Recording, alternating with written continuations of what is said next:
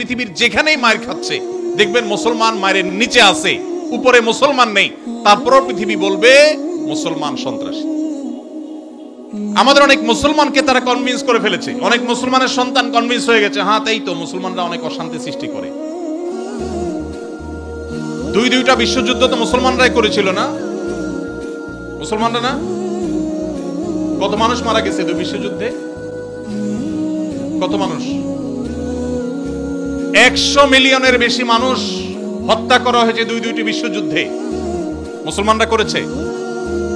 মুহাম্মদ সাল্লাল্লাহু আলাইহি সাল্লাম তার আদর্শকে পৃথিবীতে প্রতিষ্ঠিত করতে গিয়ে 27টি যুদ্ধে তাকে সশরীরে অংশগ্রহণ করতে হয়েছে।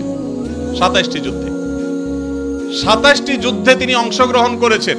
এই সকল যুদ্ধে যত মানুষ মারা গেছে সবগুলোর যোগফল কত জানা আছে আমাদের কারোর?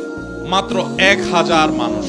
এর মধ্যে 600 জন বিশ্বাসঘাতকতার অপরাধে দণ্ডিত হয়ে মৃত্যুদণ্ডের মুখোমুখি হয়েছে, আর বাকি 400 মানুষ মারা গেছে 27টি যুদ্ধে।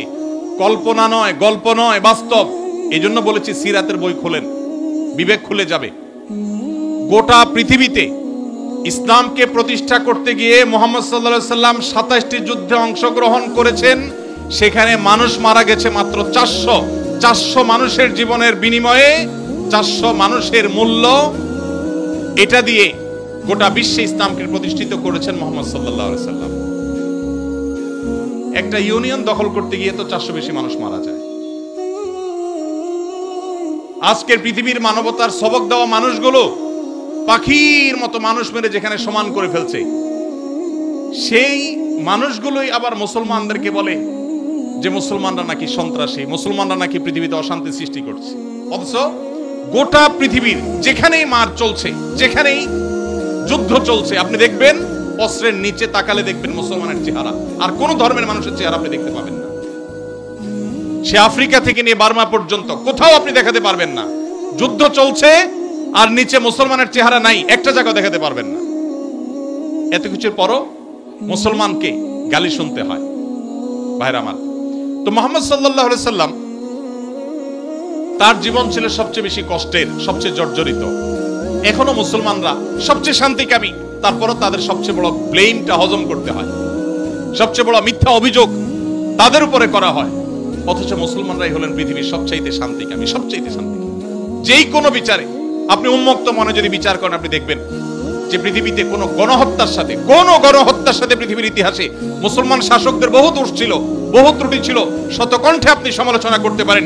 আজকের বিশ্বের মোড়লরা যেভাবে গণহত্যা করছে, পাখির মতো নির্বিচারে মানুষ মারছে ফিলিস্তিনের মাটিতে, আজকে পৃথিবীর বিভিন্ন প্রান্তে তারা যেভাবে মানুষ খুন করছে, সেই মানুষগুলাই যখন কোনো ভিডিও ফুটেজে দেখেন ফেসবুকে, ইউটিউবে, তারা হেলিকপ্টার নিয়ে তাদের সেনাবাহিনী গিয়ে একটা গর্তে, কোনো একটা ড্রেনে কোনো কুকুর ছানা পড়ে গেছে, একটা বিড়ালের ছানা পড়ে গেছে, সেটা উদ্ধার করার জন্য তারা লেগে গেছে, আপনি তখন বলছেন ওয়াও, কত মানবিক তারা।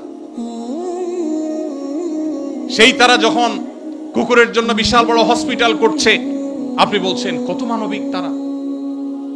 অথচ এরাই নির্বিচারে পাখির মতো মানুষ হত্যা করছে। এবং অনেক সভ্য দেশ আছে যেই দেশে শুধু ফিলিস্তিনি নির্যাতিত ফিলিস্তিনিদের পক্ষে পতাকা নিয়ে আপনি রাস্তা বের হবেন, রাষ্ট্রের আইন অনুযায়ী আপনি অপরাধী বিবেচিত হবেন। এখনো আছে, এই সভ্য পৃথিবীতে আছে।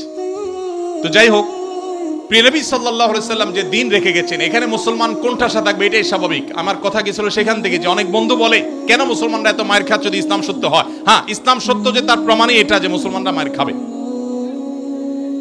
মুসলমানরা কখনো জুলুম করবে না, জুলুমের শিকার হতে পারে, মুসলমান কখনো জালিমের আসনে যাবে না। ব্যক্তিগত পর্যায়ে মুসলমান জালিম থাকতে পারে, সামষ্টিকভাবে, সামগ্রিকভাবে বিশ্ববাসীর উপরে জুলুম এটা ছড়িয়ে দিবে, জুলুমের স্টিম রোলার চালাবে মুসলমানরা সামষ্টিকভাবে, এটা কোনোদিন হয়নি, ইতিহাসে কোনোদিন হবেও না। অতএব যারা মনোবেদনায় আছেন, কষ্টে আছেন, বিপদে আছেন, ভেঙে পড়েন যে এত বিপদ কেন, তারা নিজেদেরকে অনেক সময় মনে করেন যে আমি অপরাধী। না, এটা বরং সান্ত্বনার ব্যাপার। যে যত ইমানদার হবে তার জীবনে যত পরীক্ষা আসবে, তার থেকে তত কষ্ট করতে হবে এবং কষ্টের মধ্য দিয়ে পার হতে হবে। ইমানদারের সাফল্য হলো যে যত কষ্টই হোক না কেন, একভাবে না একভাবে কষ্ট শেষ হবে। কোনোভাবে যদি শেষ না হয়, মৃত্যুর মাধ্যমে শেষ হবে। এরপর যদি আল্লাহ তাআলা আমাকে জান্নাত অফার করেন, যে বান্দা তুমি অনেক কষ্ট করেছো, তোমাকে আমি জান্নাত অফার করছি, তাহলে আমার সারা জীবনের কষ্টের বিনিময়ে অনন্তকালের জান্নাত পেয়ে গেলে এটা নিশ্চয়ই লাভজনক ডিল। ভাইরা আমার, দুঃখ বা কষ্টে যখন থাকি তখন আমরা সাধারণত এই বিষয়গুলোকে এভাবে অনুভব করতে পারি না, একটু কষ্ট হয়। যখনই আপনি আমি দুঃখে পতিত হব, আমাদের নবীজির কথা স্মরণ করব যে তার চাইতে দুঃখে কেউ ছিল না, সবচেয়ে কষ্টে ছিলেন, কিন্তু তার চাইতে সাকসেসও পৃথিবীতে কেউ ছিল না। ইন্টারেস্টিং বিষয়, সবচেয়ে দুঃখী মানুষ সবচেয়ে সফল মানুষ।